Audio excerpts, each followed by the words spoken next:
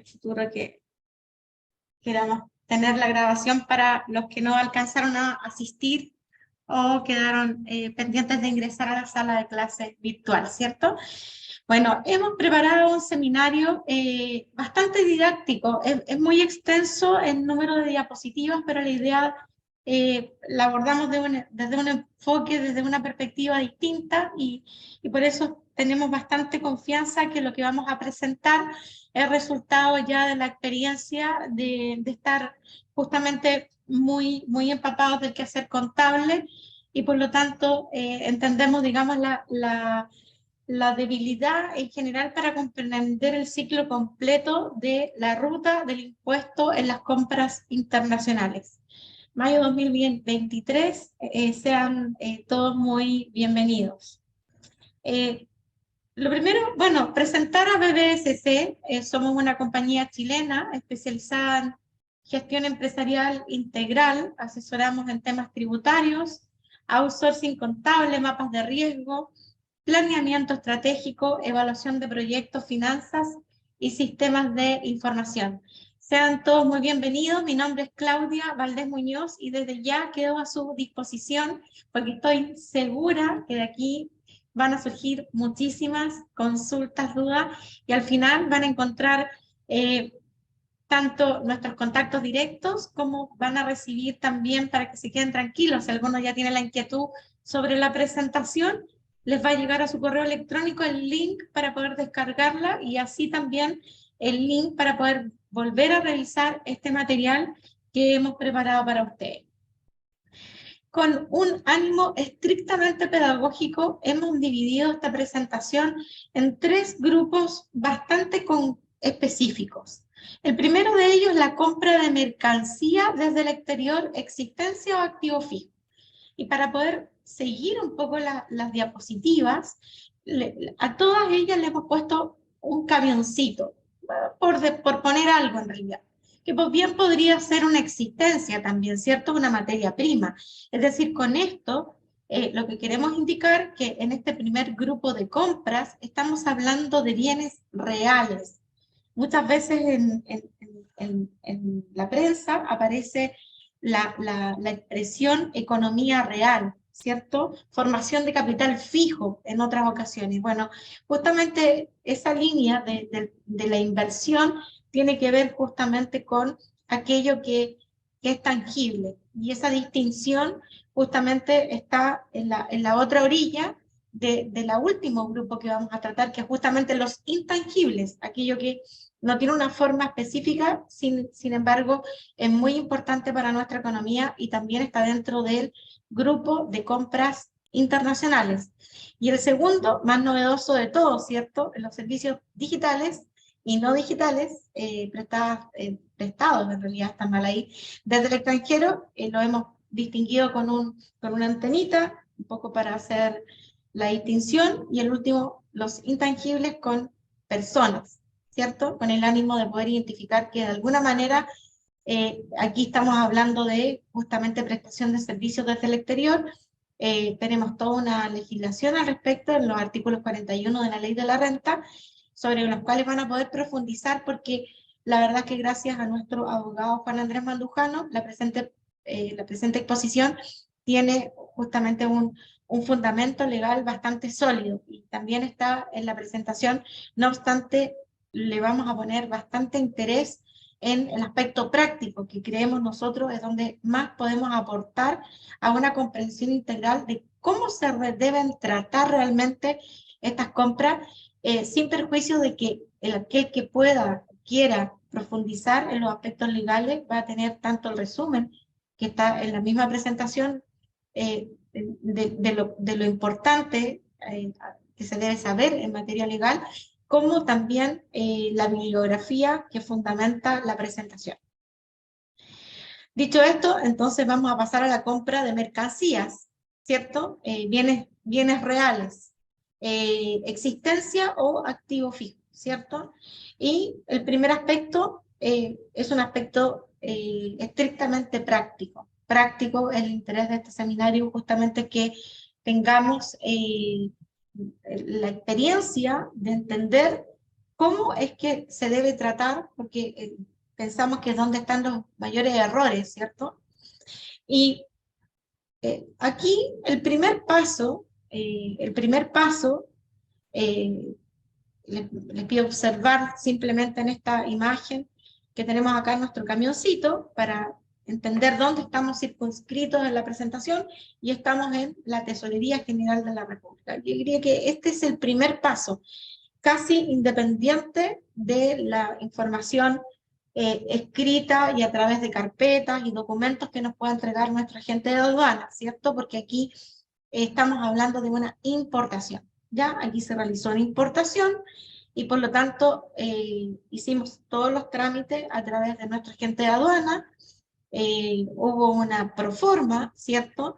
Luego de la proforma vino la invoice y vino justamente la carpeta donde además aparecen los gastos que completan el valor CIF, eh, FOB más flete, seguros y embalaje.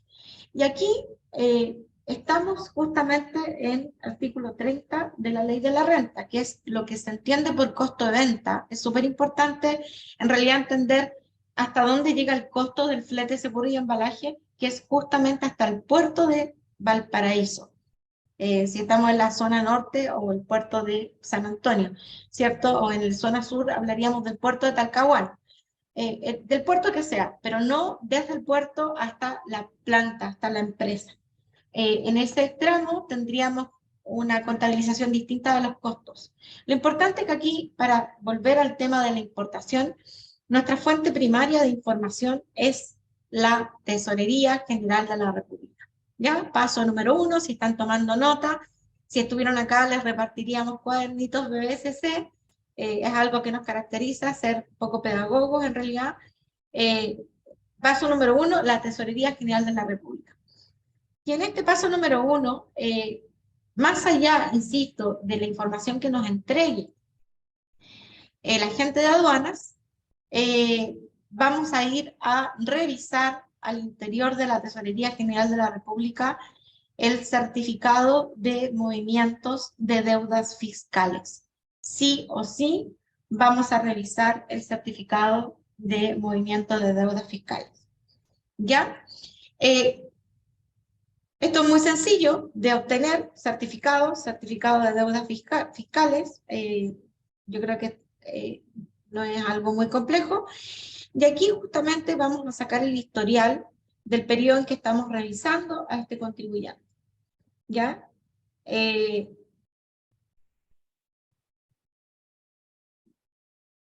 periodo que estamos revisando a este contribuyente, en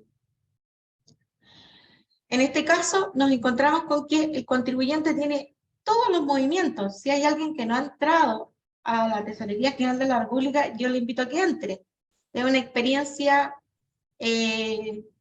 muy importante de vivir, porque está el historial completo desde la fundación de la empresa. Y uno dice, ¿pero cómo? Sí, está. Uno, de hecho, en este ejercicio que hemos tomado, digamos, para efectos de la presentación, ustedes se dan cuenta, acá tiene hasta la página 5, y hay 25 movimientos hasta la página 5. Hemos tenido empresas que tienen 100 páginas, es impresionante.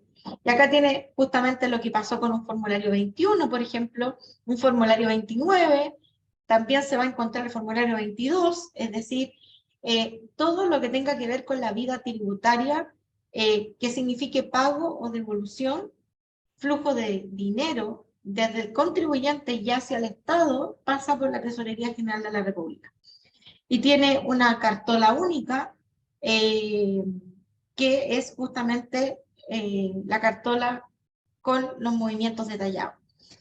Como esta cartola puede tener muchísimos movimientos, lo que debe hacer justamente el equipo administrativo, contable de la empresa, es observar los que tienen el código número 15, también el número 17, ¿ya?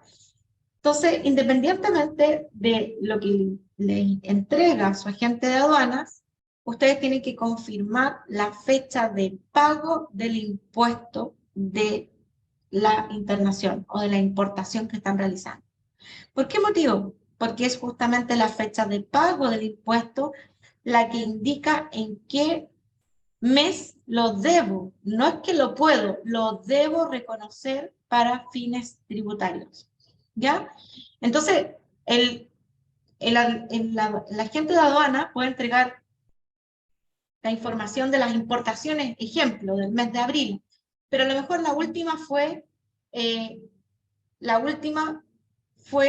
o la primera, mejor dicho, fue del 2 de abril, pero a lo mejor ese impuesto no se pagó en abril, a lo mejor se pagó el 30 de marzo. Si fuera ese el caso, en realidad ese IVA asociado a la importación debiera haber quedado en marzo, en el F29 de marzo. Si no se agregó oportunamente, lo que hay que hacer es rectificar. O sea, es decir, esto no es un tema antojadizo. Es parte de los controles justamente que se realizan y que hoy día son bastante electrónicos, tanto que debe cuadrar la fecha de las DIN ya con la fecha que se declare dentro del F29 para efectos de reconocer esa compra de activo finalmente, porque es un bien. Bien podría ser existencia, bien podría ser activo fijo. Tema que vamos a revisar a continuación. Entonces, entramos acá, dice ver, ¿se dan cuenta? Lo ven, ¿no? Ahí creo que tengo un lapicito acá, ahí voy a sacar el puntero, dice ver. Y ahí donde dice ver, se despliega una pantalla como la que tenemos acá, y acá dice pago. Y volvemos a abrir donde dice pago, ¿ya? Y vamos a obtener algo como, por ejemplo, lo siguiente, vamos a obtener un certificado del movimiento. ¿Ya? Un certificado del movimiento donde viene absolutamente toda la información. En este caso, el pago, porque este es justamente la ventana que se despliega cuando dice pago, fue del día 21 de septiembre del 2022. Y esperando que esto se vea bien, se van a dar cuenta de que a la derecha dice tipo de cambio. Este es el tipo de cambio para todos los efectos de la operación. Aparece el IVA. El IVA son 1.153,36 dólares. Y aparece el ad valorem, que de hecho es uno de los aspectos que podría eventualmente llevar a error en el registro contable. En este caso, 343,6 dólares.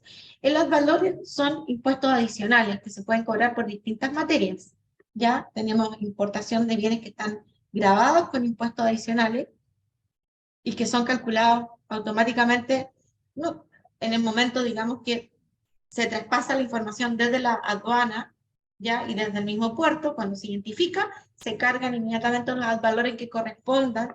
Por ejemplo, si esto fuera una importación está muy de moda ahora lo que tiene que ver con el lujo, están bastante grabados con valores, los cigarrillos me parece también, los licores, etcétera, ¿ya? Entonces, aquí el analista contable tiene que hacer su trabajo en su tablita. Es muy importante que el analista contable finalmente tenga una tabla en donde tenga no solamente esta DIN, sino que tenga el historial de, volviéndome hacia atrás, de todos los números 15, los números 17 que tiene en su cartola, en su historial el contribuyente. No es solamente uno, sino que son todos, de tal forma que vaya justamente guardando la información histórica y que en el balance anual no se le pierda ninguna DIN en el análisis. En este caso, en esta tablita, hemos puesto solamente una DIN para efectos del ejercicio. Pusimos la fecha, el IVA en dólares, ¿cierto? La parte gris son los valores en dólares y el ad valorem. El ad valorem es gasto aceptado en forma inmediata en realidad. Y ahí tenemos una distinción contable que la vamos a ver hacia un poquito más adelante para efectos de no equivocarnos en cómo registrar este ad valorem, ¿ya? Porque, como les digo, habitualmente genera diferencias que tenemos que considerar, ¿ya? Teniendo entonces este certificado de movimiento, lo primero que tengo que hacer justamente es cuadrarme y tener mi lista de IVAs que voy a incorporar dentro de los registros de compra y venta del F29 del Servicio de Impuesto Interno, ¿cierto? Entonces, acá justamente en los registros de compra y venta del Servicio de Impuestos Internos, ya encuentro una pestaña que se llama agregar documento no electrónico recibido, ¿ya? Si estuviéramos en una sala de clases real, yo les diría, por favor, levántenme o díganme si se entiende, pero asumo que se está entendiendo que acá tenemos un botón que dice agregar documento electrónico no recibido, perdón, no recibido, no electrónico, eso. En este caso, vamos a colocar el RUT de la Tesorería General de la República, ¿ya? Y vamos a colocar el número de la DIN. Si ustedes se dan cuenta, yo acabo de digitar en el ejemplo el número de la DIN, ¿ya? Aquí coloco un valor exento. ¿Y cuál es el valor exento? El ad valorem, ¿ya? Equivalente en pesos. ¿Y qué tipo de cambio utilicé para poder hacer el ajuste? El tipo de cambio que me indicó justamente el documento de pago. El documento de pago me dijo, usted debe usar 890,90, perfecto. Indiscutiblemente ese es el tipo de cambio. Aquí hay muchos análisis, porque en momentos en que hemos tenido bastante movimiento en los tipos de cambio, evidentemente hay una diferencia entre el tipo de cambio que informa la aduana y el tipo de cambio que informa el Banco Central. Entonces, esta importación ingresa a los registros de compra en pesos equivalentes al tipo de cambio que indica el certificado de pago que me entregó la tesorería y que está señalado como dentro del mes en que estoy preparando el IVA, ya no en otro mes. O sea, tiene que quedar muy claro. Entonces aquí ingreso los valores como un monto exento. Aquí ingreso el monto neto. Y aquí ingreso el IVA recuperable. Y por lo tanto, mi total de documentos. ¿Cuál fue el orden del proceso que seguí? Nuevamente, soy analista contable. ¿Ya? Primero, revisé mi Tesorería General de la República. Paso número 1. ¿Lo están anotando en su cuaderno? Paso número 2, cotejo que esa importación efectivamente hace sentido con la información que me está entregando la gente de aduana y que yo, como administrador de la empresa, como contador de la empresa, sé efectivamente que se realizó esa importación, ¿cierto? Paso número 3, armar la tabla o completar o llenar la tabla de control de las DIN. O sea, aquí trabajo en Excel. Si es que no se tuviera un ERP, si tuviesen un SAP, BO tiene un módulo de importaciones donde esto surge en forma mucho más rápida, ¿cierto? Porque además costea, etc. Pero lo importante, inicialmente, que en esta etapa ustedes armen su planilla de control y tengan su historial de las DIN y los cálculos que realizaron para efectos del proceso contable, ¿ya? Obviamente, vamos a pensar que paralelamente al ingreso del registro de compra, ustedes lo ingresaron a la contabilidad de la misma forma. Es decir, aquí van a tener un número de documento, que de hecho el número de documento es el folio de la DIN, ¿cierto? Tesorería General de la República como sujeto de compra, digamos, aquí no coloco la proveedora extranjera. El monto exento, el monto neto, el IVA recuperable y el total. Y eso es lo mismo que va al libro de compras de la contabilidad, que diría yo que es el paso número 4. Y el paso número 5 es justamente consignar o constatar, y de hecho en forma expresa puse esta pantalla para que vean un caso de una empresa que tiene en un mes, en este caso era otro mes, ¿ya? Solamente puse otro mes para que ustedes pudiesen hacer el ejercicio y revisar que en el fondo aquí tenemos una empresa que tiene 26 DIN en un solo mes, cuyo IVA recuperable era de 21.041.631. No tiene monto exento en esta pantalla, ¿ya? Por tanto, no es la pantalla que corresponde al ejercicio anterior, ¿ya? Quería indicarles cómo se veía código 914, ¿ya? Cuando acá les preguntan por el tipo de documento, declaración de ingresos DIN, es 914. Pasada esta pantalla, se transforma en un número. Ya de ahí en adelante hablamos de 914. ¿Ya? Ahora, para el servicio de impuesto interno, siempre, siempre, siempre, siempre, incluso si fuera factura electrónica, ¿ya? Debemos además indicarle si fueron compras del giro o compras de activo fijo. Aquí justamente la idea fue marcar dos DIN, porque estamos acá, declaración de ingresos DIN 914, ¿ya? En que las primeras dos son activo fijo y las siguientes son compras del giro, que por tanto, si no fueron activos fijos, son existencia. Más nada, digamos, o sea, no tenemos una tercera alternativa, tenemos dos alternativas, existencia o activo fijo, ¿ya? Con esta clasificación, que es justamente en este botoncito donde dice editar y aparece un lapicito dentro de un fondo celeste, pinchamos, abrimos y marcamos y grabamos. Y ahí seleccionamos que se trata de un activo fijo o una compra del giro. ¿Qué pasa en el formulario, cierto? En el formulario también hay una distinción súper importante. Acá nos damos cuenta que en la línea 35 aparece declaración de ingreso DIN, importaciones de activo fijo. ¿Ya? Tenemos acá las importaciones de activo fijo y eventualmente podríamos haber tenido una factura de activo fijo de compra. ¿Ya? Esto es súper importante. La verdad es que si todos los presentes fueran clientes de BSC, tendrían en forma habitual el control en el IVA de de las compras de activos fijos. Voy a revisar un segundo a los asistentes. No sé si hay asistentes que están esperando, si me lo pueden avisar por el WhatsApp, que no lo sé. Informan que quieren entrar al seminario y...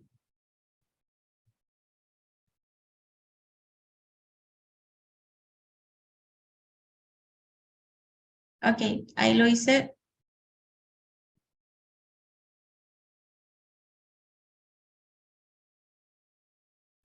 Perfecto.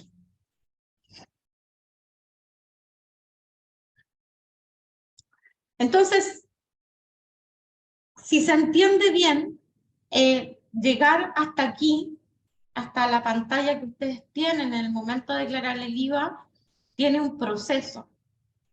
Por lo tanto, lo importante, si dentro de los asistentes hay ejecutivos, gerentes financieros o contadores generales o contadores o auditores, ¿cierto? Que se ven enfrentados a pagar un IVA y que importan bienes del activo fijo o existencias, necesariamente tienen que tener a la vista un análisis Excel con los debidos respaldos de los certificados de pago de los impuestos. Si eso no está a la vista, es altamente probable que exista un error, porque en esto estamos enfrentados a cuadraturas que no admiten diferencias de ni un peso, literalmente hablando.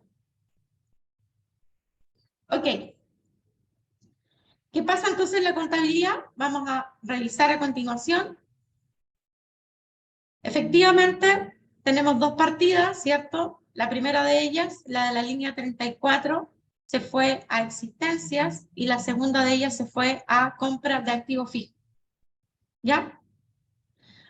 Vamos a revisar a continuación en este primer tipo de compras internacionales, ¿cierto? Estamos acá revisando el caso con nuestro camioncito.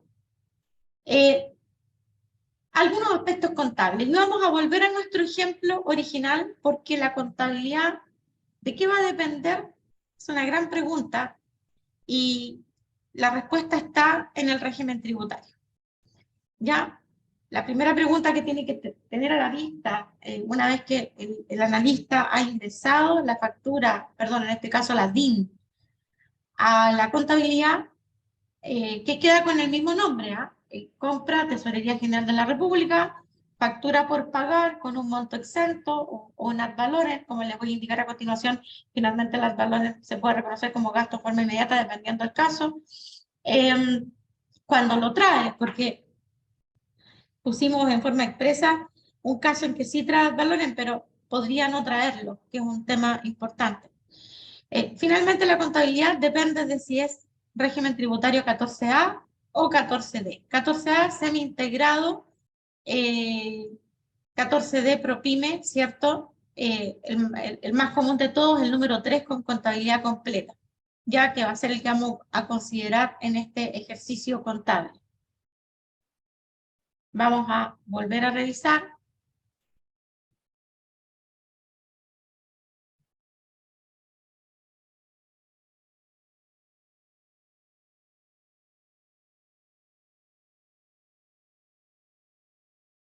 Me parece que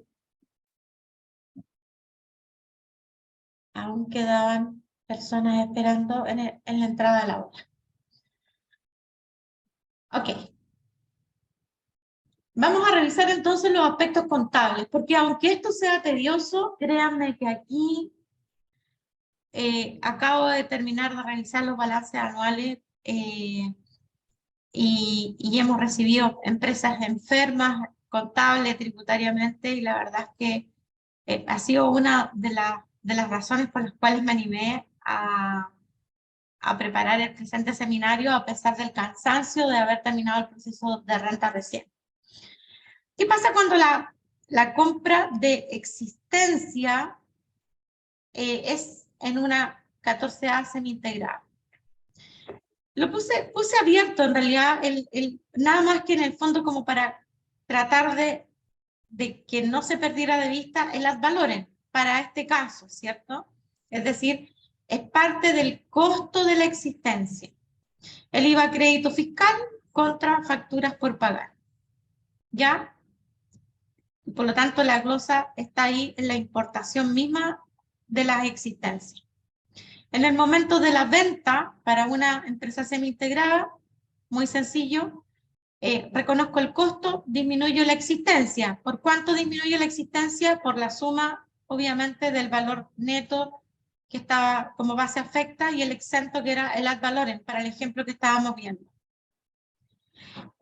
Acá tengo un tema del momento del pago, y esto es súper importante, porque si ustedes piensan en la operación, en realidad, apartémonos un poco del aspecto contable y pensemos que lo primero que se paga es el impuesto, ¿cierto? El agente de aduana me llama, me dice, está lista la importación, hay que pagar el impuesto en la tesorería, se entra a un ambiente y simplemente se paga. Quien lo ingresa es el agente de aduana, ¿cierto? Y eso lleva a las valores, por lo tanto, en una instancia inicial se pagó justamente el ad valorem y el IVA crédito fiscal directamente en la tesorería.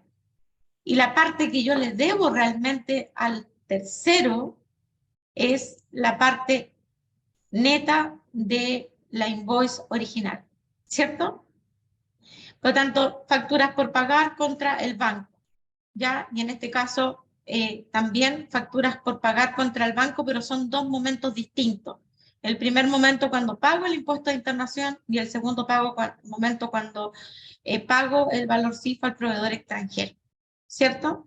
Evidentemente, entre medio pueden haber muchísimos pasos.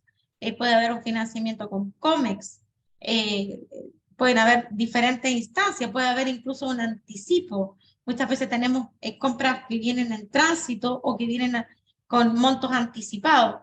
Pueden haber muchísimas variantes a la contabilidad, pero en lo más sencillo, lo que quiero destacar con las diferencias que pueden existir con una compra de existencia en el caso de una ProPyme, es que si la ProPyme pagó la existencia en forma contado, legalmente, conforme, digamos, a la filosofía del 14D, inmediatamente reconoce costo de venta, ¿ya?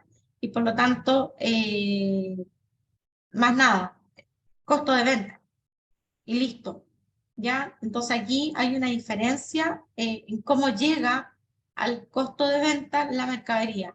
La parte del pago del impuesto es más o menos similar, por eso no la repetí, pero quería destacar que en el fondo, a diferencia del semi-integrado, que la existencia se activa y se reconoce en el momento de la venta, es decir, se funciona con una mentalidad de vengada, ¿cierto? Aquí el consumo de la mercadería no es relevante, sino que lo relevante es que haya sido pagada, ¿ya? Como las existencias de una pyme habitualmente siempre están pagadas porque nadie les da crédito, es natural que una pyme se importó inmediatamente reconozca como costo de venta dicha importación. Esas son las diferencias. Y acá me faltó un asiento contable. Quiero indicarlo.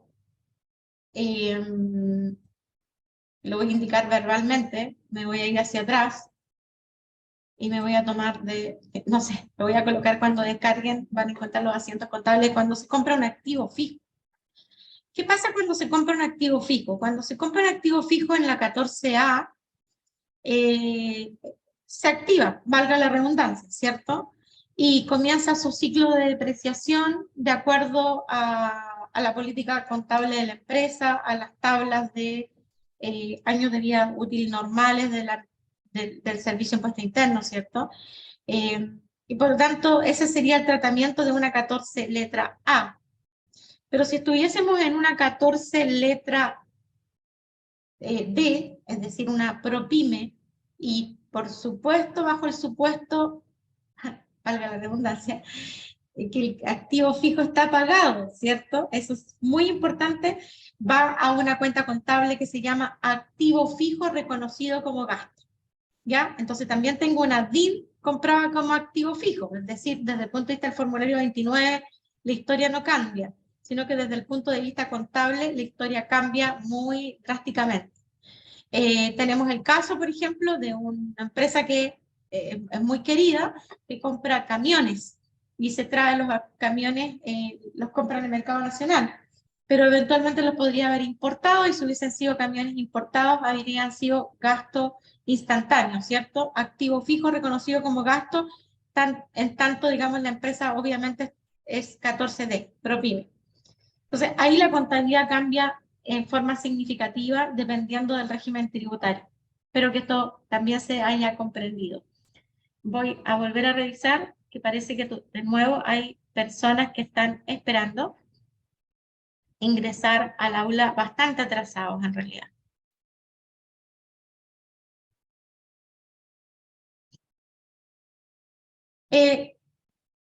Ahí les prometo los asientos contables cuando descarguen mañana la presentación. Les pido disculpas porque aquí iban los asientos contables de la ProPyme. Como esto tiene un fundamento legal importante en las compras de mercancía desde el exterior, aquí hemos puesto un dibujo bastante significativo porque evidentemente esto mueve los puertos de nuestro país y abstrayéndonos un poco de lo que es la contabilidad y los aspectos legales, evidentemente es súper significativo entender que finalmente nuestra economía pasa por los puertos, principalmente. Somos un país abierto a la economía internacional, por lo tanto aquí movemos bienes de entrada y salida de forma permanente. Por lo tanto, lo que acabamos de ver en forma sencilla es bastante profundo al mismo tiempo. Es decir, la cartola de movimientos que presenta la Tesorería General de la República es la bitácora de vida para todos estos efectos.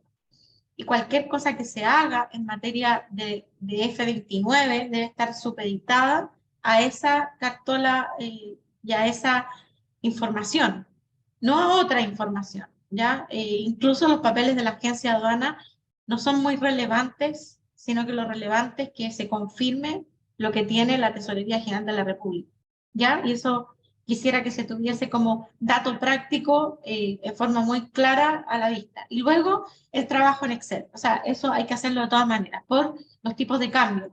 No se admiten diferencias, por lo tanto, si sobra un peso, falta un peso, hay que solucionarlo. A continuación, viene el fundamento legal de todo esto, que es bastante extenso. Como no es parte de la presente exposición, no obstante hemos querido dejarlo porque es justamente lo que le da fundamento realmente al proceder que estamos indicando. Lo vamos a pasar literalmente de largo, pero no por ello quiero agradecer el esfuerzo, digamos, académico que se hizo de revisar, de destacar, especialmente porque estamos llenos de resoluciones recientes en materia en materia internacional en general. Ustedes lo van a poder revisar. Es todo el fundamento legal de este primer capítulo y al final tienen la bibliografía. ¿Ya? La idea es que los abogados también tengan bastante material para entretenerse. ¿Ya? Pusimos aquí algunos dibujos también para que se entretuvieran, pero que de alguna manera los invitara a pensar en las aduanas, los puertos, los containers y todo aquello que en el fondo transporta bienes físicos. Y por eso, siguiendo con la pedagogía que intenta la presente exposición, seguimos en el camioncito.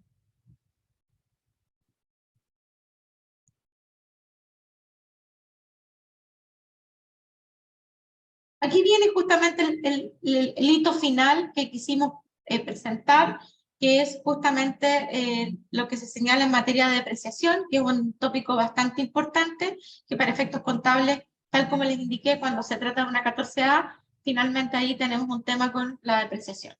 Vamos a pasar entonces ahora a los servicios digitales, tan importantes, tan bullados, y que de alguna manera son parte de nuestro día a día, porque todos consumimos horas de Internet, ¿cierto?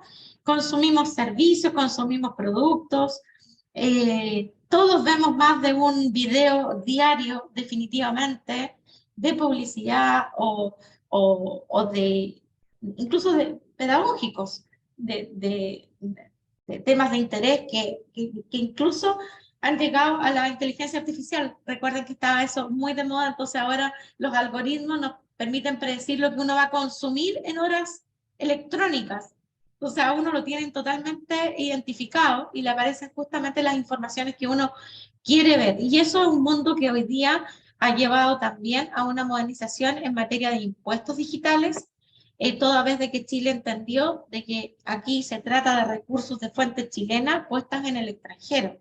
Por lo tanto, teníamos que hacer un rayado de cancha para efectos de lo que propone el DL, el DL del IVA, el DL 825, puede ser que 824, a ver si me voy a colocarlo por interno, a ver si nuestro abogado que está escuchando me sopla, digamos. 825. Al 825.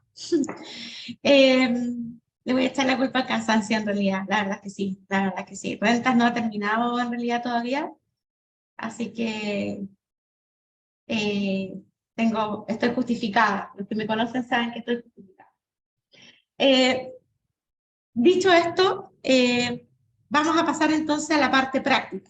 Igual como lo hicimos en el primer capítulo, vamos a pasar a la parte práctica. ¿Qué entendemos por IVA digital? Eso es lo primero, ¿cierto? Porque acá tenemos mucha propuesta. Tenemos Facebook, YouTube, LinkedIn, Twitter, Amazon y Alibaba. Y el otro día le dije esto mismo a mi hija y en un momento muy breve me listó unas 10 páginas. Lo importante es que aquí estamos enfrentados a recursos chilenos que se van al extranjero a través del pago de una tarjeta de crédito. Y por lo tanto, cuando hablamos de lo digital, estamos hablando de aquello que definitivamente constituye un servicio, porque no lo vemos estrictamente. O sea, no podemos como tocar un Facebook, no podemos tocar un Zoom, no podemos tocar un YouTube, pero sí, en el fondo, nos enriquece ese consumo de alguna manera, nos agrega valor. ya sea porque nos agregan publicidad marketing o porque nos permite hacernos de algo que es necesario. Ejemplo, un antivirus. Ejemplo, una licencia de un software, etcétera. Una aplicación que me sirve para poder administrar mejor mi negocio, etcétera. Aquí hay una parte operativa que no la he puesto, no la he indicado en el seminario, porque creo que eso tendría que más el alcance de Community Manager. Sin embargo, la voy a indicar en forma verbal.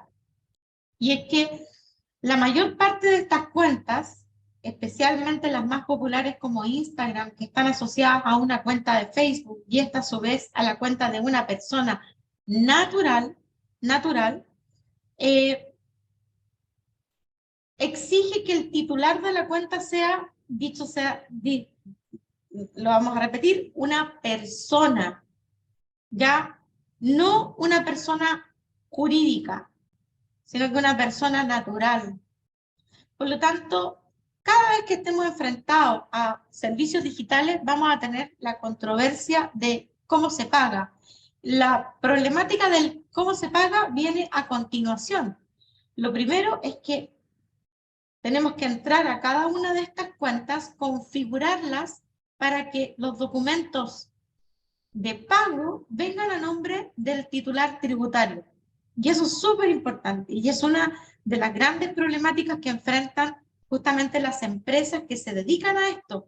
Porque si yo, Claudia Valdés Muñoz, con mi cuenta de Facebook, que bien podría dedicarme a esto porque me encanta, agregara muchas otras cuentas publicitarias, finalmente la factura llegaría a nombre de BBSC.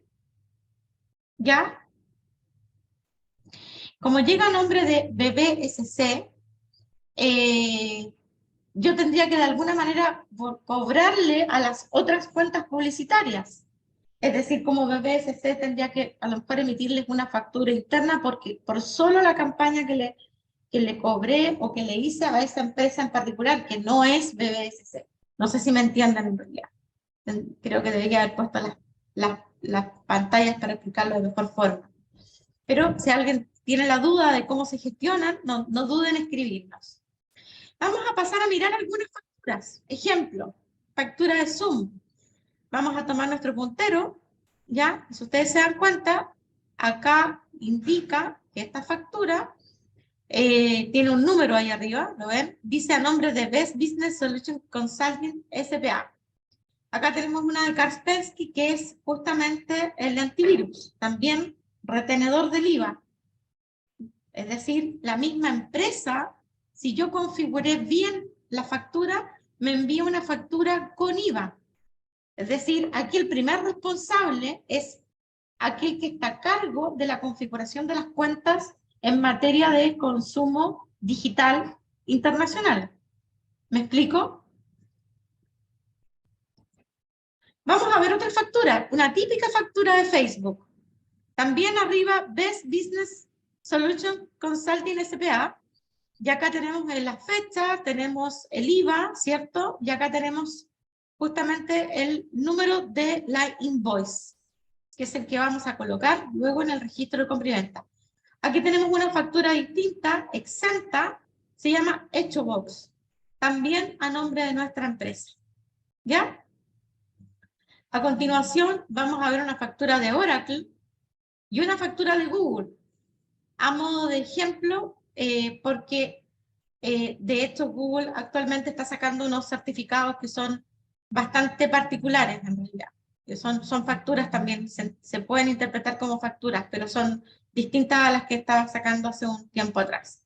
Aquí colocamos una imagen de Google de tal forma de aquietar un poco la vista para circunscribirnos en el tema que estamos tratando. Y aquí tenemos nuestra antena, ¿cierto? ¿Qué es lo primero? Pero lo primero que vamos a hacer. Tenemos cualquiera de las facturas que hemos visto, cualquiera de estas. Y vamos a colocar en esta página del Servicio de Impuestos Internos, que está acá, vamos a colocar el nombre el nombre del proveedor de servicios digitales que yo he pagado. En este caso, digité Facebook. Y si ustedes se dan cuenta, aquí me entrega un root de Facebook. El 121, para efectos de los pagos, ya 59.224.010-6. ¿Qué significa esto? Significa que conforme a la legislación, a la nueva legislación respecto del IVA digital, a la cual no nos vamos a referir porque está más adelante en detalle, la idea de este curso es que precisamente sea lo más práctico que podamos justamente entregar para ustedes. Colocan el nombre de Facebook y aquí tienen dos alternativas: colocar el nombre y que aparezca, y colocar el nombre y que no aparezca. Si colocan el nombre de Facebook y aparece, vamos a ver inmediatamente a continuación cómo se ingresa ese documento dentro de el Servicio de Impuestos Internos en los registros de compra. Si no aparece, también vamos a ver cómo se ingresa dentro de los registros de compra. Lo primero es justamente revisar acá la página del Servicio de Impuestos Internos que va a estar en la presentación para que ustedes puedan distinguir si tiene o no registro electrónico en Chile, es decir, si está obligado a retener el IVA en Chile. ¿Ya? Vamos a ver un ejemplo. En este caso, supongamos que viene con el IVA.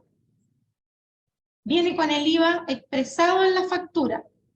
Entonces yo coloco la fecha de emisión del documento, coloco el folio del documento que está justamente en la parte superior de la invoice, en este caso, coloco la razón social, y esta razón social, insisto, puede tener dos alternativas. Una, estar dentro de la lista o no estar dentro de la lista. Si está dentro de la lista, obviamente se coloca el root asignado en la página del Servicio de Impuestos Internos. Si no tiene el root, ¿qué root coloco? 5555555-5. Y aquí coloco, para efectos de mi control interno, coloco ejemplo HechoBox. Caso de la factura que les acabo de mostrar de HechoBox, si yo hubiese digitado acá la palabra HechoBox, diría no tiene obligación en Chile, pero sí, para poder ingresarla a la contabilidad, necesariamente la tengo que pasar por los registros de compra del Servicio de Impuestos Internos.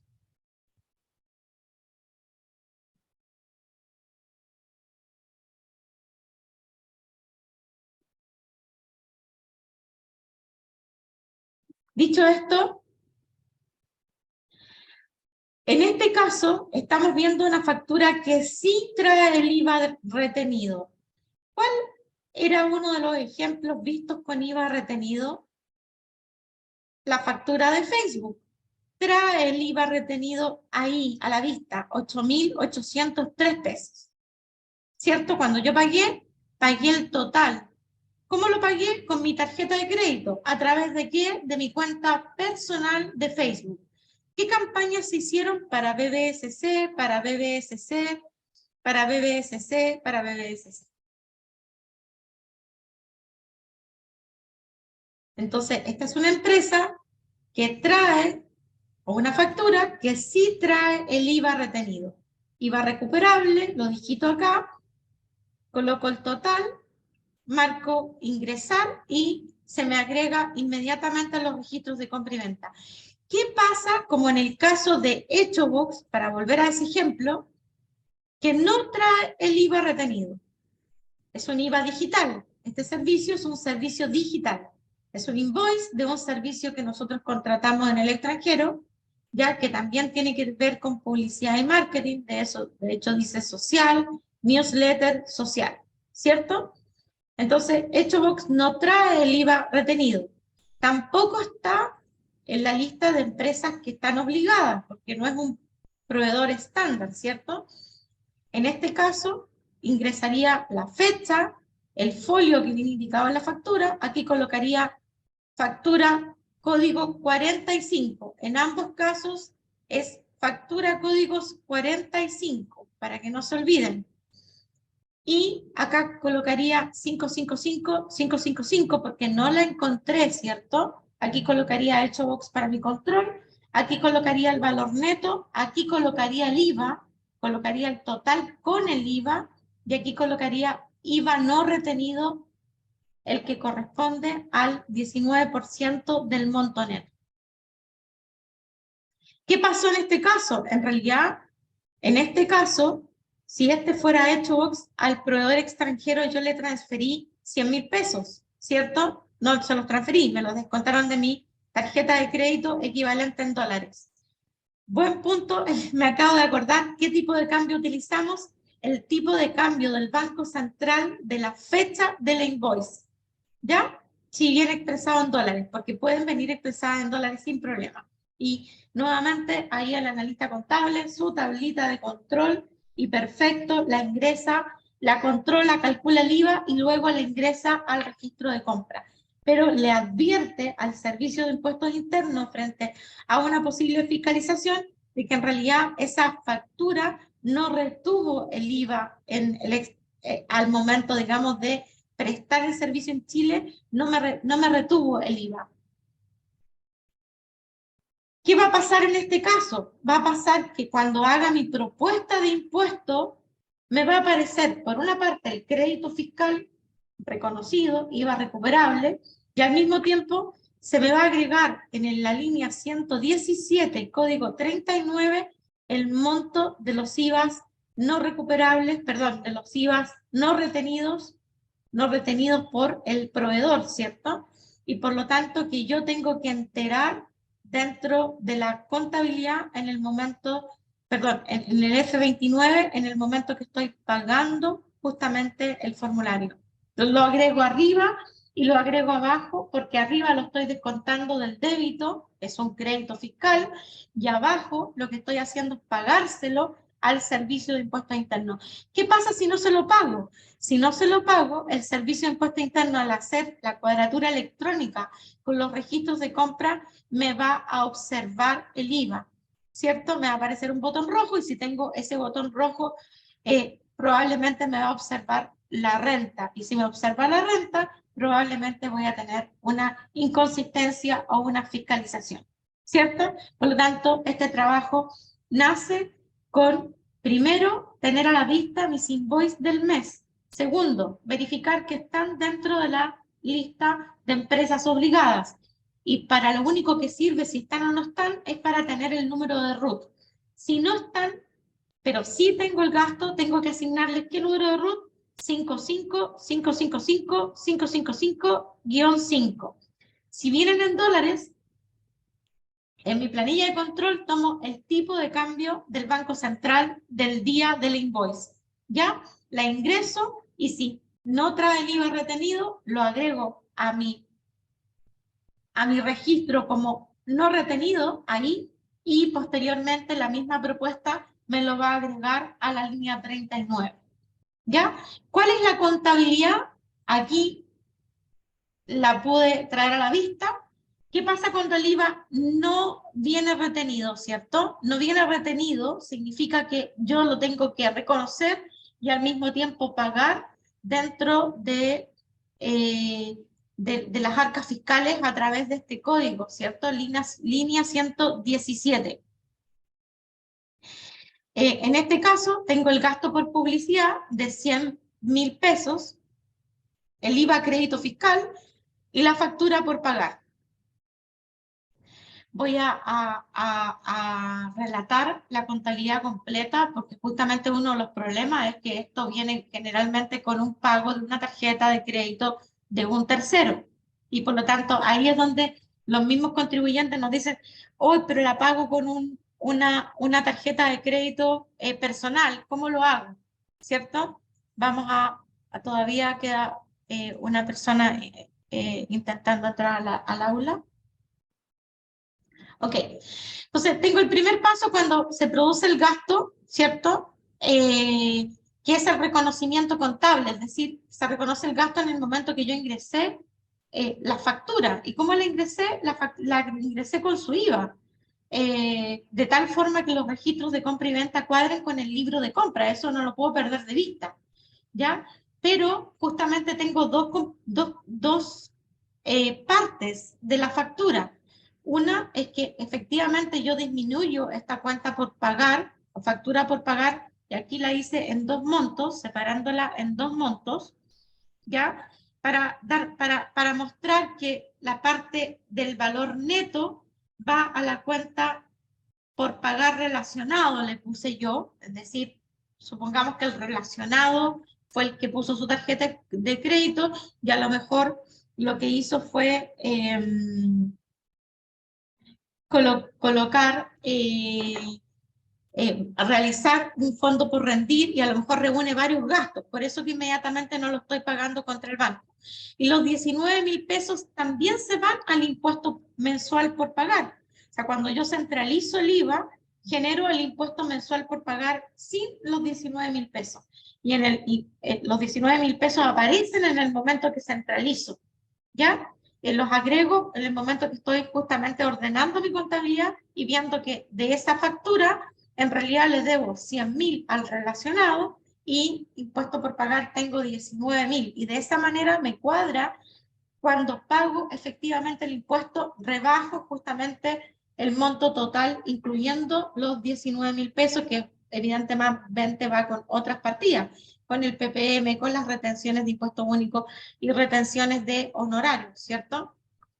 Y cuando llega el momento de pagar, evidentemente aquí coloqué impuesto mensual por pagar contra banco y obviamente le estoy pagando los 100.000 pesos que le debo al tercero porque puso su tarjeta para pagar la factura internacional o de servicios digitales. Ya, cuando el IVA viene retenido, la contabilidad es bastante más sencilla, funciona igual que una factura normal y básicamente la tengo que dar por pagada contra la cuenta por pagar del relacionado. Insisto, a veces el relacionado me entrega un fondo por rendir y por lo tanto cuando tengo la rendición completa le pago al relacionado todo lo que corresponde. ¿Ya? Vamos a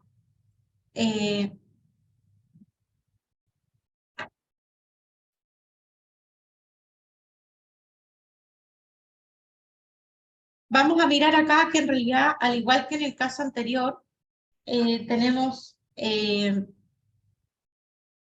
fundamento legal, ¿cierto? La ley 21.210 de modernización tributaria del año 2020 causó el impacto porque justamente reguló todos los IVA en materia de servicios digitales. Aquí estamos presentando justamente el fundamento legal, que no lo vamos a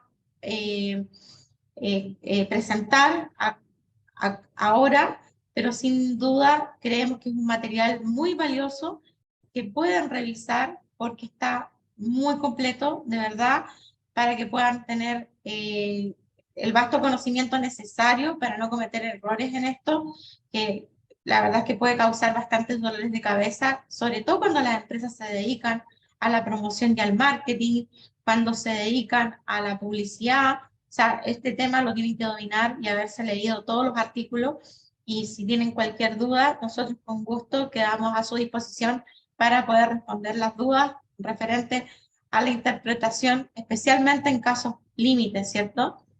Y aquí está justamente todo el fundamento legal de esta parte. Lo importante, está bastante extenso, a pesar de ser una sola ley. Imagínense lo importante que fue para todo para todo el empresariado, que yo creo que las áreas contables todavía no se ponen al día y en esto créanme que hay una serie de errores porque el principal error es que no se comprende que el momento del pago es un momento posterior. Lo primero es entender de que tenemos que tener a la vista una invoice, ¿ya? Una factura digital que el Pro Manager tiene que haber configurado a nombre de la empresa, ¿ya? Ya pueden darse cuenta en realidad por qué los tributaristas somos como somos, porque la verdad es que somos bastante exigentes porque estamos justamente exigidos por lo que significa la materia legal que los regula. Visto esto, vamos a pasar al tercer grupo de compras. Y tal vez las que, diría yo, causan más problemas, porque son aquellas que tienen mayores multas, ¿ya?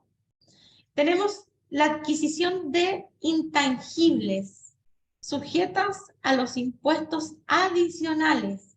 Aquí estamos en el mundo del F50. Ya, si ustedes se dan cuenta, primer grupo, y aquí estamos con unas personas, ¿ah? Miren el costado derecho superior. Primer grupo, estamos hablando de bienes reales, ¿cierto? Y nos vamos al mundo de la tesorería y llegamos al F29. Perfecto. Luego la contabilidad. Tercer mundo son intangibles también, pero son del mundo de lo digital.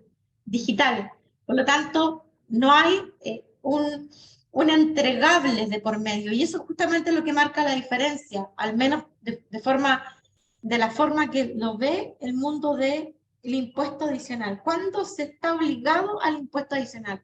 ¿Ya? Y en ese sentido, la madre del impuesto adicional está marcada por las indicaciones entregadas en el formulario 50. Si alguno tiene duda sobre el caso práctico, más allá de las indicaciones legales que fundamentan lo que les vamos a indicar, es importante entender dónde remitirse.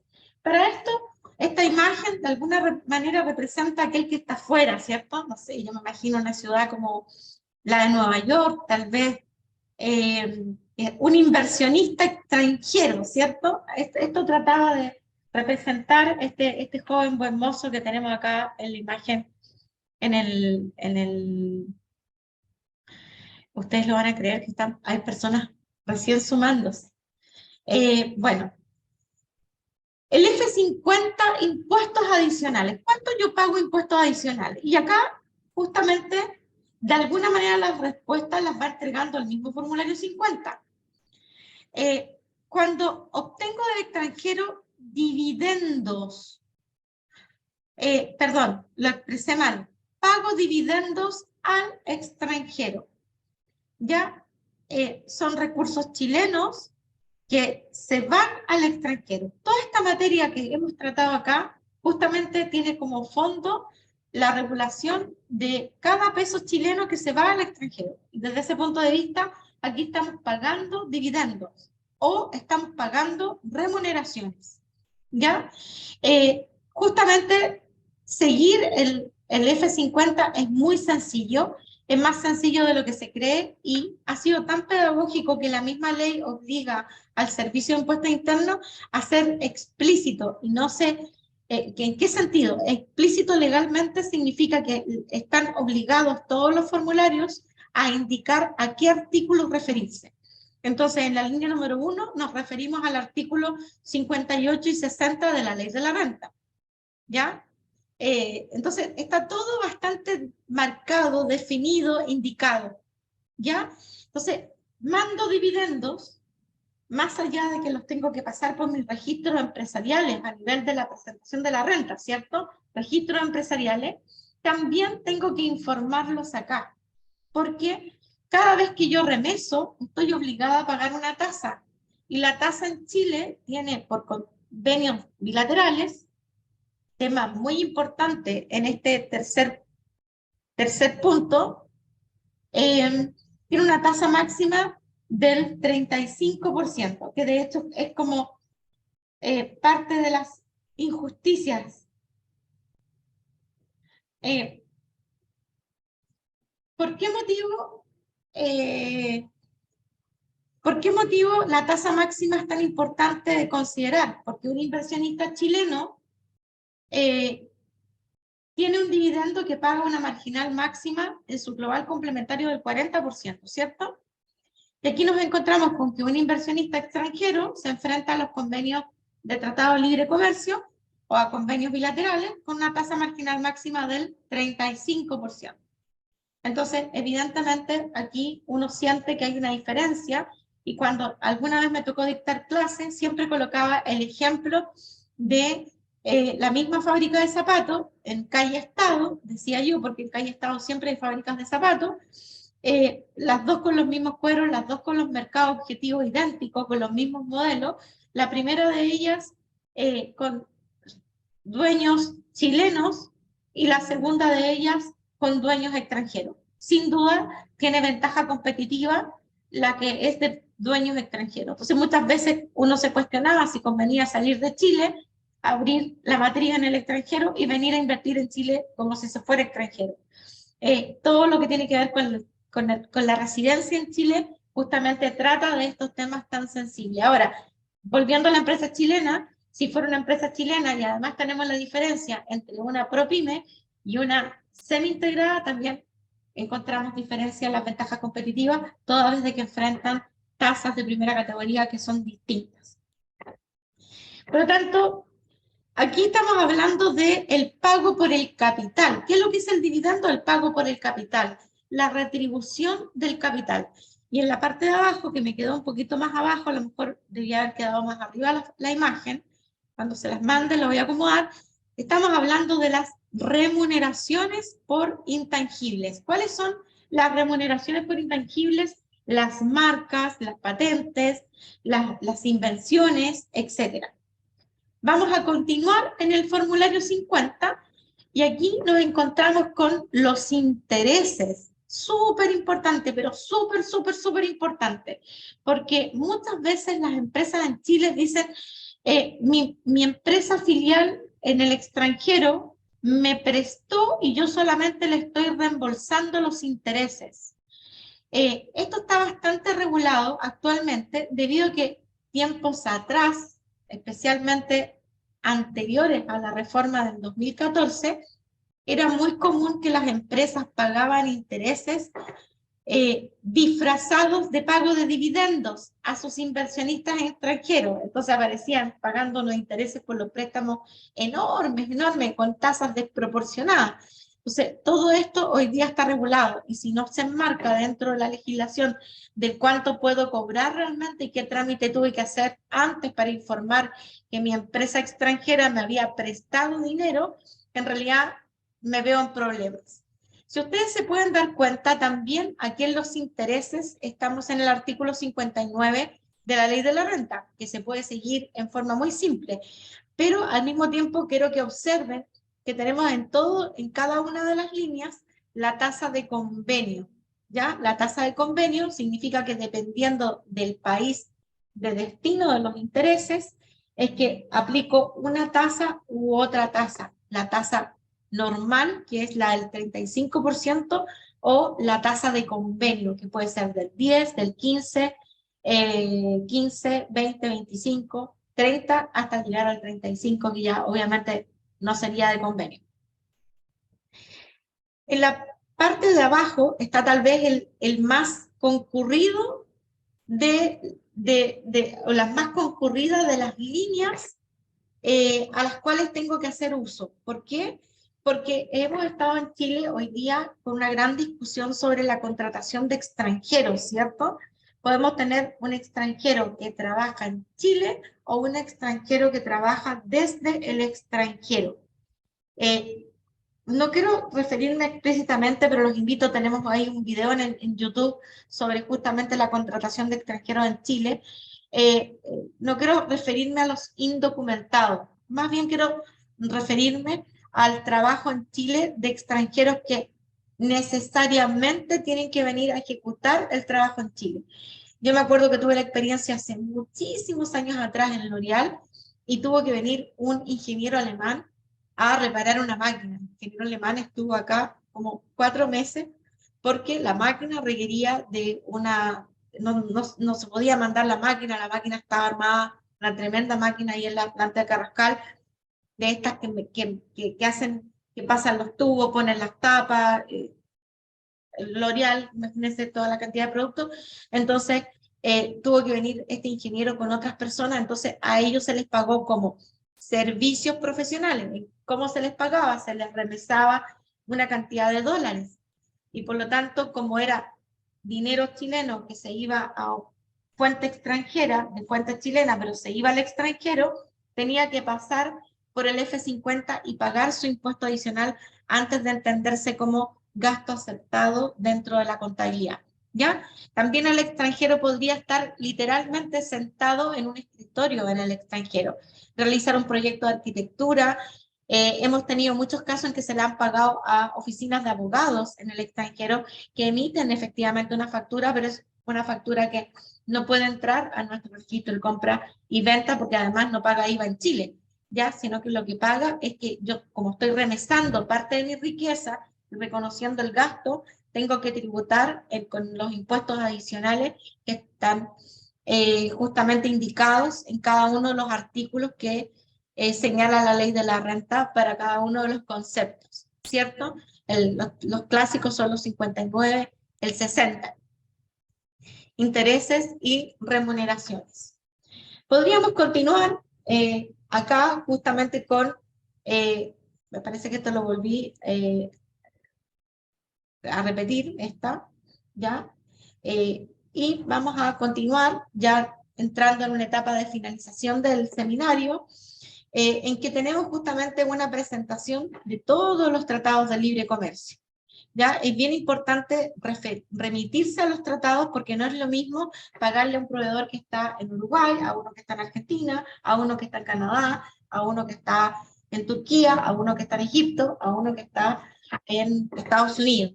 De hecho, curiosamente, uno de los convenios que no está vigente actualmente es el de Estados Unidos. Uno pensaría que podría estar vigente. La página del servicio ofrece toda la información, ¿ya? Y de hecho, por estructura de convenio, ¿ya? De hecho, acá uno puede incluso encontrar a aquellos que por tipo de actividad a uno le interesa. Está toda la información y también por estructura de convenio, los convenios están de alguna manera obligados a tratar, hay convenios que tratan de temas como de cómo van a ser las relaciones comerciales bilaterales, que es como todo un fundamento más bien de carácter de la intención de los legisladores o de los países para poder trabajar en conjunto ciertas materias, pero de lo básico, de lo que sí deben traer es que traen justamente el desarrollo de cada uno de estos puntos completo, igual como si estuviesen en el formulario 50. Es decir, por normativa, cada convenio tiene que referirse a los intereses, tiene que referirse a las rentas de servicios profesionales, tiene que referirse a los dividendos, tiene que referirse a las marcas y a cada uno de los diferentes tópicos que trata el formulario 50. ¿Ya? Por lo tanto, no les va a ocurrir nunca que al revisar un tratado de libre comercio no encuentren el tratamiento o si existen tasas especiales con ese país para un ítem específico. Ahora, si la empresa en Chile tiene relaciones permanentes con un país, indudablemente ese convenio tiene que estar bastante bien revisado, analizado. Ya, ejemplo, hace algunos días atrás tuvimos una auditoría de una empresa que era colombiana y por lo tanto su relación con la matriz en Chile o con la empresa chilena de tipo filial era bastante intensa y evidentemente uno de los temas era justamente cómo entraba el convenio y si se habían pagado correctamente los formularios 50 que correspondían tanto para la remesa de dividendos, intereses o prestaciones de servicios profesionales de una filial a la matriz o viceversa, ¿cierto? Lo interesante, insisto, es que el F50 y esta materia en particular trata de los recursos chilenos que fueron a dar al extranjero. Vamos a colocar entonces ya llegando a una etapa final esta imagen, un poco para calmar un poco la vista y para remitirnos un poco a lo que pasa en el mundo de lo que permite la tecnología hoy día, el estar trabajando en un país y prestar servicio en otro, resulta algo natural, ¿cierto? Hoy día hay muchos casos, especialmente post-COVID, nos acostumbramos al mundo digital, ya no es necesario moverse como antes, y eso significa que si tenemos contratada en nuestra empresa a una persona que trabaja desde el extranjero y le estoy remesando dinero, a modo de sueldo, entre comillas, yo tengo que pensar como administrador, contador, gerente, que efectivamente hay que pagarle su impuesto adicional como corresponde, que no va para ella, sino que va para el Estado, conforme al Tratado de Libre Comercio. A continuación viene el fundamento legal, ¿cierto? Aquí viene el tema de sin domicilio ni residencia en Chile. Aquí entramos en el tema que está muy de moda porque justamente a raíz de este anuncio de los impuestos a los más ricos, bueno, se volvió un deseo perder la residencia en Chile, lo que obviamente es un poco triste, pero así es, hay que aceptarlo. Y esto tiene que ver porque además la normativa internacional chilena, en los artículos 41, en sus distintas letras, obligan a justamente rendir cuentas en Chile también por todas las rentas de fuente internacional. Entonces, esta preocupación por cuidar de alguna manera la fuente chilena es muy sensible hoy día y ha habido todo un desarrollo y una madurez legal en esta materia que se ha hecho vida en los últimos pronunciamientos y en los controles que está estableciendo la autoridad fiscal. Yo creo que esto que se haya levantado, el secreto bancario, es un tema que justamente va a revelar una serie de transacciones con el extranjero que todavía no han pasado por las obligaciones que debieron haber pasado. ¿Ya? Aquí está el fundamento legal, justamente con el ánimo de que lo conozcan, puedan revisar, puedan leerlo, puedan interpretarlo y por supuesto hacernos llegar las consultas que consideren pertinentes para efectos de poder atender todo aquello que les pueda haber quedado como duda. Vamos a pasar a las consultas, ¿cierto? Tenemos varias consultas en forma interna. Vamos a sacar el puntero acá. Y vamos a pasar al chat para efectos de poder responder a las consultas. Bueno, acá tenemos a los primeros, son algunos saludos, hay personas que nos han podido, dice, ¿es posible que un proveedor de Estados Unidos no emita factura y emita solo un voucher? Sí, sí, sí, no hay ningún problema.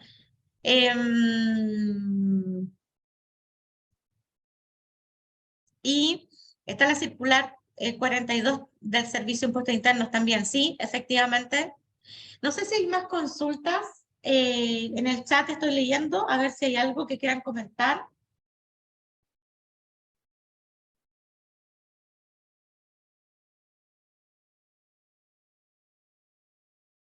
¿No?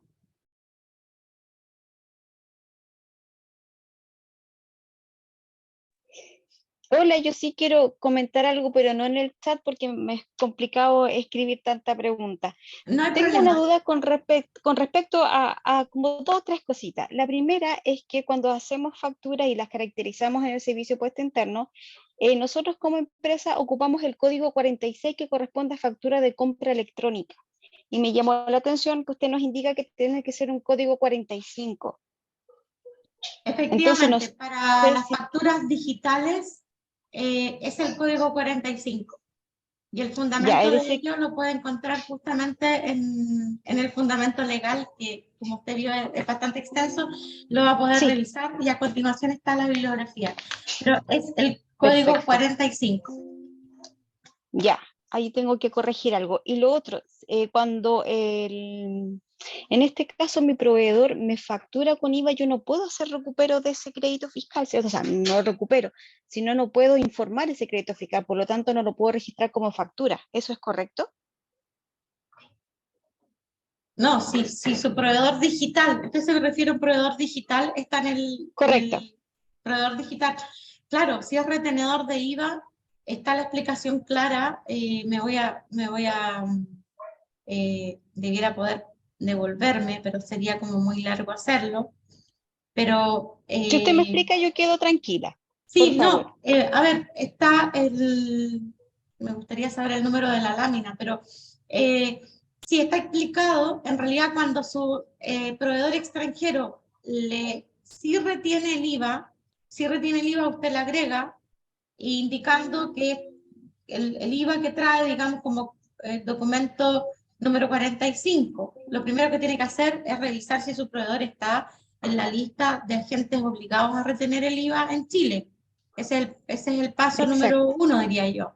Sí, Ya Sí, en eso Entonces, si estamos está, va a usar ese número de RUT que le asignaron y lo va a agregar con el IVA retenido. Solamente si no viene el IVA, se agrega más abajo, donde dice IVA no retenido, se vuelve a agregar y ese IVA no retenido aparece en la línea 117 del EXA 29.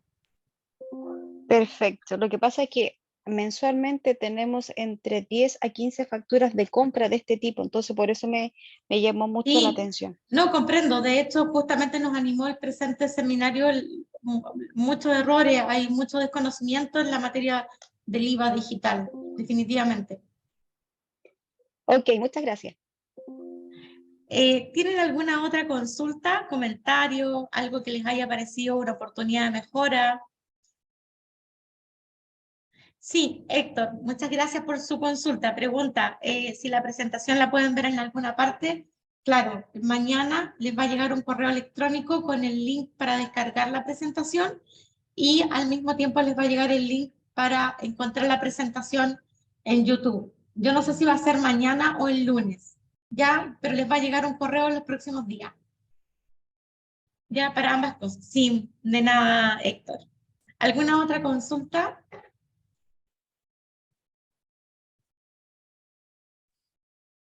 Hola, buenas tardes. Yo tengo una consulta.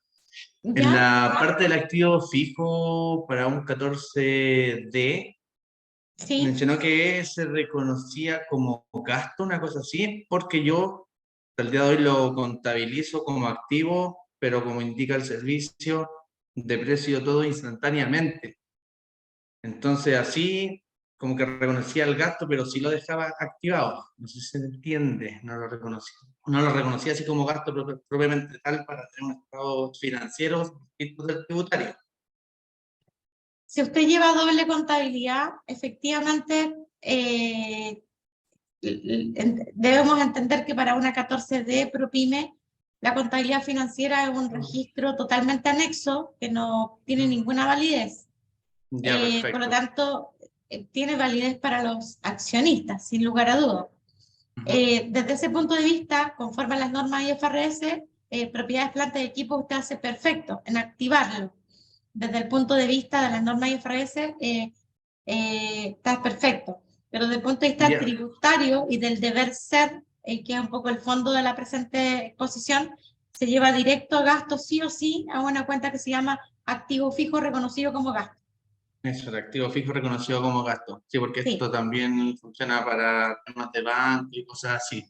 Exactamente, de hecho es bastante importante el cambio en ese sentido, la diferencia entre lo financiero y lo Y lo tributario para el caso tributario. de una ProPyme es, ahí yo recomendaría llevar la ProPyme a 14A al menos, porque ahí podría fundir ambas presentaciones en una. Y la 14A justamente exige de alguna manera la convergencia y la contabilidad IFRS. Vamos, ¿tiene alguna Muchas otra consulta? gracias. No retuve su nombre.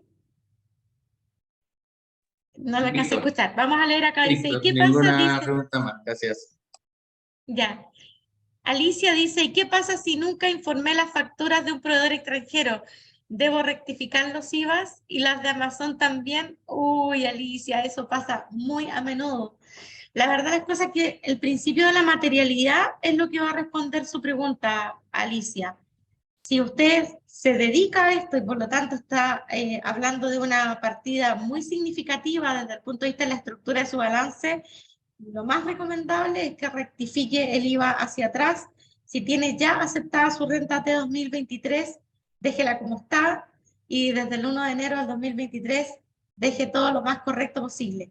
Ahora, si no son importantes desde el punto de vista material, le recomiendo comenzar a hacer la buena práctica desde ahora y dejar los IVAs como los dejó, digamos, en los ejercicios anteriores, reconociendo el gasto como una especie de gasto sin documento tributario de respaldo. Si es que no es material, insisto, o sea, una compra chiquita. Entonces ahí usted podrá aplicar este principio, digamos, a usted mismo, a usted misma, digamos. Dicen las de Amazon también, sí, independientemente de quién sea el proveedor. Muchas gracias, Víctor Lillo. Muy buena presentación. Muchas gracias. Sí, muchas gracias. Pregunta de Florencia. Si mi cliente necesita arrendar en Chile una maquinaria que se encuentra en el extranjero, ¿Con qué documento se traslada para usarla en Chile y solo el pago quedaría afecto a impuesto adicional? Esto es súper interesante porque en el fondo su cliente significa que Florencia, me imagino que debe ser contador, si me puede aclarar ese punto. Claro, si necesita arrendar en Chile una maquinaria que se encuentra en el extranjero, finalmente la maquinaria la va a traer a Chile. Independientemente si la maquinaria la tiene en Chile o la tiene en el extranjero, es recurso chileno que se va a ir a la empresa extranjera sí o sí. O sea, por tanto, casi independientemente de dónde está la maquinaria, lo que usted está pagando es un arriendo, ¿ya? Y ese arriendo efectivamente está sujeto a impuesto adicional, sí o sí, ¿ya? ¿Y qué ocurre? Dice, ¿y qué documento se traslada para usarla en Chile? Básicamente flete. El flete también es un servicio. Si el flete es entregado por una empresa extranjera, una naviera, por ejemplo, usted paga el flete tal cual, y el seguro, hasta el puerto de Valparaíso, porque no está pagando la máquina, ¿cierto? Son todos sujetos a impuestos adicionales. El flete también es sujeto a impuesto adicional hasta que llega al puerto de Valparaíso. Ahí contratan un camión, no sé, un camión que traiga la máquina a la planta y ese ya es transporte chileno. No sé si se entiende bien. Sí, contador, sí, muchas gracias, excelente su presentación. Muchas gracias, Florencia, cuando guste. Encantada de poder colaborar, así logramos que más empresas en Chile tengan su contabilidad enorme. No sé si hay más preguntas. Ya justamente estamos llegando justo al tiempo que teníamos programado para este seminario. Agradecerles la paciencia de que se hayan mantenido durante 1 hora y media escuchándome. Muchas gracias de verdad por apoyar, por seguir a BBSC en las redes sociales. Los invito, como siempre, digamos, ahí con sus me gusta, con sus buenas intenciones. Yo creo que un mundo con buenas intenciones puede marcar la diferencia. Agradecerles, como les indico, y dejarlos invitados a nuestro próximo seminario. Vamos a mostrarles rápidamente. Al final van a encontrar la bibliografía, que es tan extensa como las láminas que se resumieron. Le agradecemos a Juan Andrés Mandujano por su excelente trabajo, nuestro abogado tributario. Con esto me despido, quedando a su disposición. ¿Ya? Muchas gracias a todos. Muchas gracias, Claudia. Buenas tardes. Chao, chao a todos. Muchas gracias, Gracias. adiós. Chao, muchas gracias. Muchas gracias. Muchas gracias. Muchas gracias. Muchas gracias, señora Claudia.